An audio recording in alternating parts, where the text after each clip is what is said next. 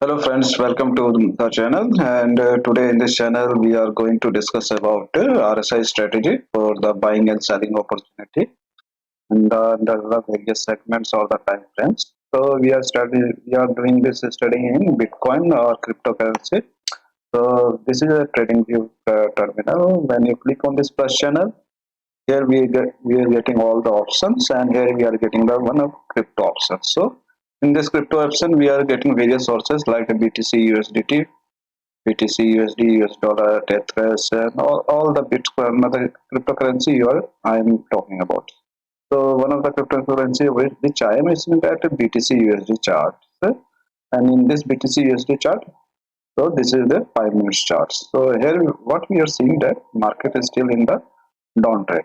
So if it is falling, then we have to wait until that part. It had to come to this level to again buy out.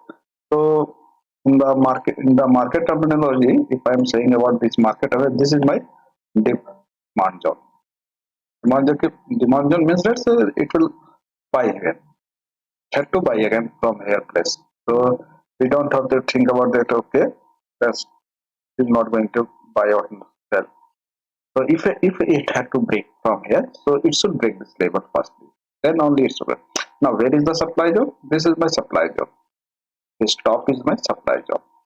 So when the market reaches here, it will fall, and when the market reaches here, it will rise. So this is the concept behind. Now this concept for the demand zone and supply zone comes from the fact that okay, first of all, I should mention this is my supply. This is my supply zone.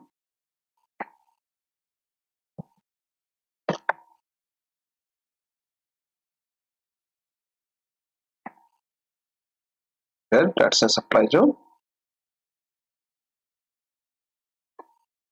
and bottom is your demand zone.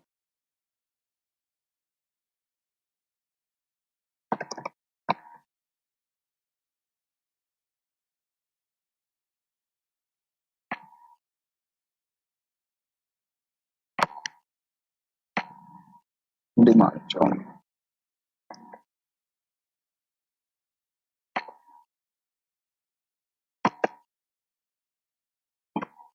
This is demand zone. Okay, now so when it's coming to the demand zone, it will show a green candle. So it is nearby demand. So it should come there. Now one of the factors which demand and supply zone is the range. This is the range only. If suppose it's break the supply zone, then I will not insist for go on the long position. Why? Because the market is continuously falling.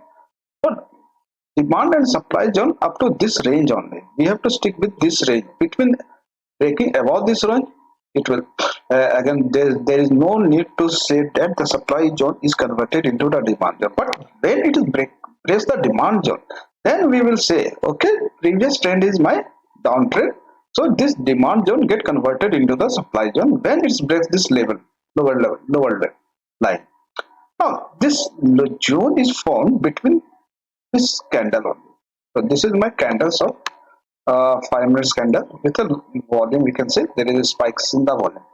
So up to this candle high and low, we are getting a range of forming various types of red and green candle, red and green candle.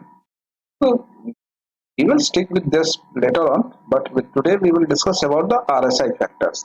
So how this RSI factor help us to determine whether this supply zone is going to form or not. Now, so I would like to start with some of the template where I have marked some RSI. So let's see, here we will get the RSI or not. No, here we are getting only moving average. So skip this part. Yeah, here it is RSI. So this is my RSI. Okay. Now I should close this. This is the VDI. Later on, we will also talk about this index also. Now, this is my RSI. Now, what the RSI simplify. Now, first of all, before studying the chart, let us discuss about the RSI. So this is RSI setting. Now, I had marked with this dotted black line with the top and bottom on the setting of 80 and 20. Now, below going 20, if this RSI is below going this 20, if I suppose that it's Now I have to oh, now RSI is RSI setting is a 40. Now this line, this is also your average line. So when the setting is 14, default setting is 14, so I am taking the and simple moving average 14,2. So from here setting we can change chart types, RSI length 14, moving average type. So I can take also exponential moving average. So it's my setting or my adjustment which I feel better. But what is the default? So I will stick with the default only. There is hardly any move for me. There will be changes, but I should prefer the default setting. Now, what I want to say is that this is my 80 setting for the default, and 20. 20 and 80 is the maximum range. When it is hitting below 20, it means that for me is the market is in the bearish trend. There is no doubt that if it is touching 20, when it is hitting 20 all the times, suppose, then I suppose the here it is. This is spike only. This means that here it is on upon falling below 30, and when it goes to just got a spike. So I think there is some strength in the market. So there is an upward movement about 30 only.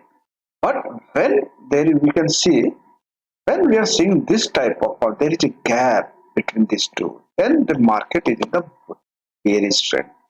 So this is the part for the bullish and bearish section for when to consider bearish and when not to consider bearish.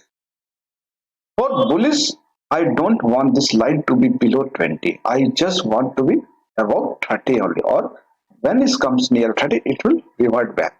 That's all. And it's when it should go to up to the 80 level. For bullish to be satisfied in the satisfied condition, it should touch this 80 line. When it is touching from 30 to 80 line, it means that it's in the bullish. But when it's once it touches the 80 line, it should not touch the 20 line. It should go touch the 30 or below just 30. It should go above, and after going above, it should again go to up to 30, at least 70 to 80. It should get. But here, what we are saying there, so when it is traveling upward, it just get fall, and it's just below the 20 mark. So it's confirming, okay, here we are not getting the bullish trend here. Maybe you will see uptrend, but that's not uptrend in the confidence. But when you look at say 40, from 40 it's fallen back. So from 30 it said fallen back. From 40 it should fallen. So every line, every 10, 20, 30, 40, 50, every 10 difference of 10, we will get a rejection or the support. So from when it broke the 40 line, it's taken support and it's went up. When it's break the 50 line, it's taken support and it went up. So in this way only, RSI also moves, taking the support and resistance equivalent to the numbers 10, 20, 30, 40, 50.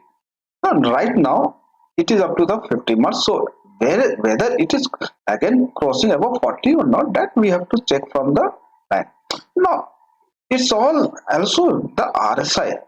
When it comes to the bearish and bullish, this is not the factor that if it is using in my 5-minute time interval, I have to shift the various time frame to watch that up to RSI from where it is traveling. Suppose in the RSI in the 5-minute time frame, it is traveling from 20 or 10 to up to 40 level. But when I switch to higher time frame, it is 20 and is just 30 changing. So what is the difference? In 5 minutes, we are having the range of 30 to 50 or near about 40 line. But in 30 minutes time frame, it is below 30. So it is just starting to rise. So when it comes to 15-minute time frame, again, it's not touch the 30 also. But in 10 minutes, it touch the 30, but in 15 minutes, it's not touch the 30. What about in the 30 minutes? So in 30 minutes, fall is still available. This means if I am watching a 30 minutes time frame, what I will predict that market is or the BTC USD is still in the selling mode. I don't have to think that it should go high. After seeing this green candle, I will not consider it should go high. It should be still in the selling mode. Why? Because the 30-minute time frame RSI shows me that it had fallen below the 30, so it is going up to the 20 mark.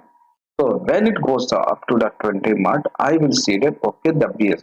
But what is the most important factor is that it's having touched the 80 marks in the 30 minutes time frame. So maybe possible is that it should go and above this 30. So once it closes above 30, or when we are saying above 30, then only confirm that in 30-minute time frame buying is going to happen. Otherwise it will take a resistance from 30 line and it should fall and the price automatically will fall.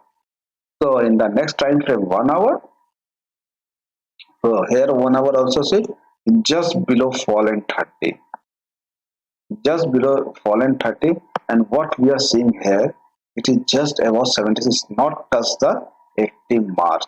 What's or why I want to show you in the 30 minutes that in 30 minutes it just touches it, there is a spikes, but in 1 hour we are not getting 80. So in our 1 hour it is not so bullish. Here it was bullish, here it was bullish, so it had taken support from 40 only. That's all. That's why a sharp movement from 40. If I am seeing that this is a movement from 40, so upward breakward, so it will take support and it's go up.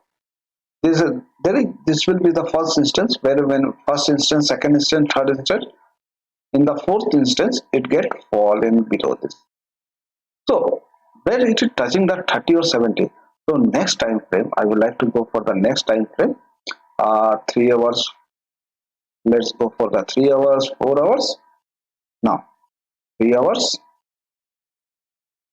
So what we are seeing in the 3 hours, it just fallen from the 30. It's still in the selling. It's not touch the 30 also right now. So in 4 hours, it's just up to 40. So selling is just going to happen in the 4 hour chart. It's above the 70. From 70 it is fallen. Okay.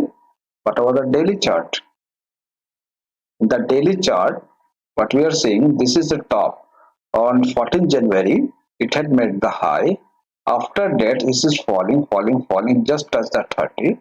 So from 30, if it is in daily chart, if it's showing me bullishness, so it had taken the support from the 30 only. That's all. If any chart is bullish, if RSI is above 30, someday somehow, but when it will fall up to the level of maximum up to 30. It will try not to go to the 20. It should try to take a lift from here and to again go back to 70. So when it is coming to 70, there is a spikes. So it had tried to go to the 80 once more, but it failed. Second time it's failed, so it's coming back. So when you are coming back from 70 odd level to 40, then it's coming back. So again, now it is closing below 50. So it will try to take the resistance from here and it will fall. So in daily chart. So we are seeing a sharp fall. Now, so in daily, this is the part. Now, what about the weekly? This is your weekly time frame. So in weekly, what we are seeing there, from the weekly perspective, it is in the buy mode. It is in the buying side, not in the selling side.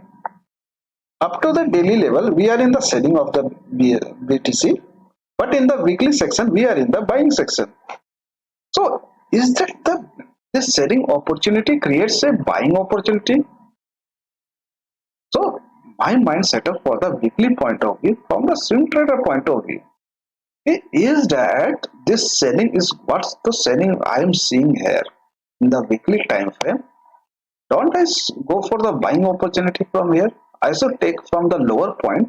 When its price touches the lower point, I should go for the long position. Because monthly, what's suggesting me?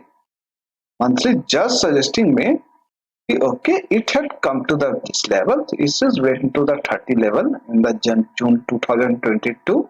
From here, it is going upwards. So when it touches the 70s, he had taken resistance, and this is the support section of this moving average.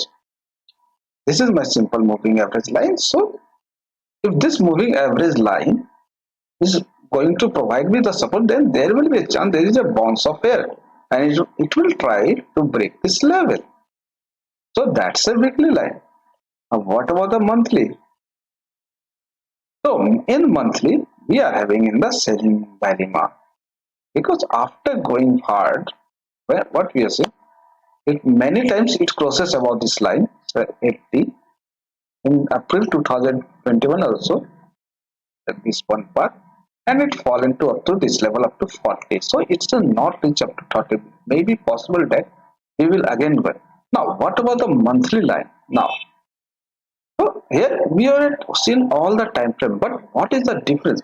So how this fall, steep fall and steep rise between two rise and between two fall, we have to correlate these two also. This is the rising section and this is the bottom section.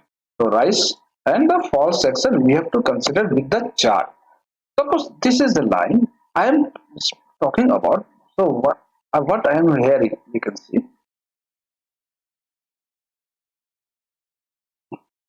from these 2 points. This is the peak and this one is the peak. These two peaks suggest me that this peak is higher than this peak.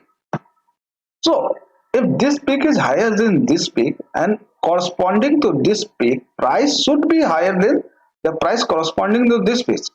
If the price of this section is not higher than this section, there will be a chance that the price will be falling back. So in the chart, we have to see what the price showing at this point and then this point. If I am correct or the RSI correct, so in many people have watched the RSI videos and many have known that this is the point we should have to take consider. Now this is the point, okay, this is the point and this is the point, and this price is higher than this price, then this price is successful.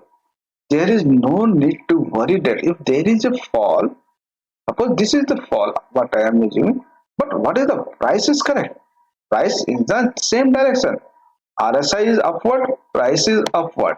So when it is falling, suppose from here RSI beyond 96, so it should get fall.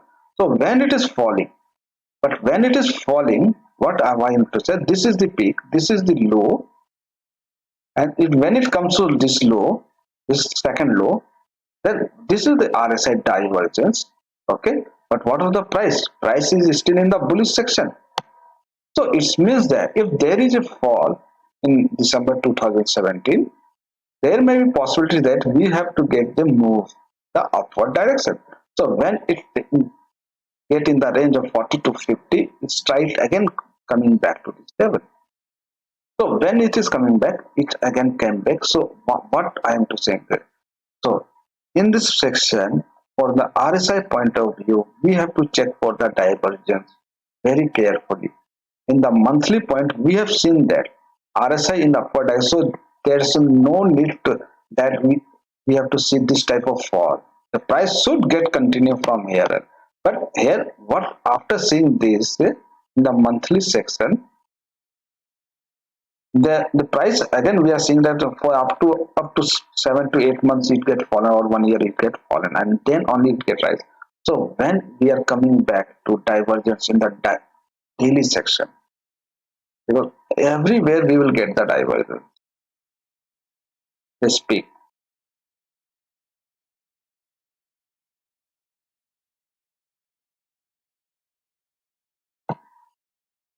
Now this is the peak, this is the peak. So this high price is above, but RSI is below. In the monthly case, the price is above and the RSI also having above segment. So overall texture, what I am showing is that how the RSI is going to help us to determine whether this high is get achieved or not. Suppose if this RSI is below this line, then maybe possible here is that either the price should go high or either the RSI should go high, or the both should correct. Now after having from above 80, we assume that it should fall, the price RSI should fall. avoid it. So this is the region of oversold zone, overbought zone. This is the reason for the overbought zone. Yeah, from here we should get fall. Now RSI is slowly but steadily is coming back. But whatever the price is still moving higher side. Now from the bottom part, this is the low and this is the low. This low is lower, but this low is higher than this low. But in the price segments, it's having showing me that this still in the bullish zone. So again we are getting back. But when the price reaches above this high, up to this swing high, so RSI is below. RSI is below 70 marks. Here from price corresponding, this is above 70 mark. Still we are getting the divergence. So RSI once again getting fallen. So when the RSI is slowly getting falling, then the price also will start to fall. Now here what we are saying, this is the section of the price when it is touches 30. So from the bullish segment, when we are going to 30, so 30 is the level. From here it, it will show that it want to continue the bullish segment only. If it is break here and it touches 20, then this bullish segment get fall. So this is the part.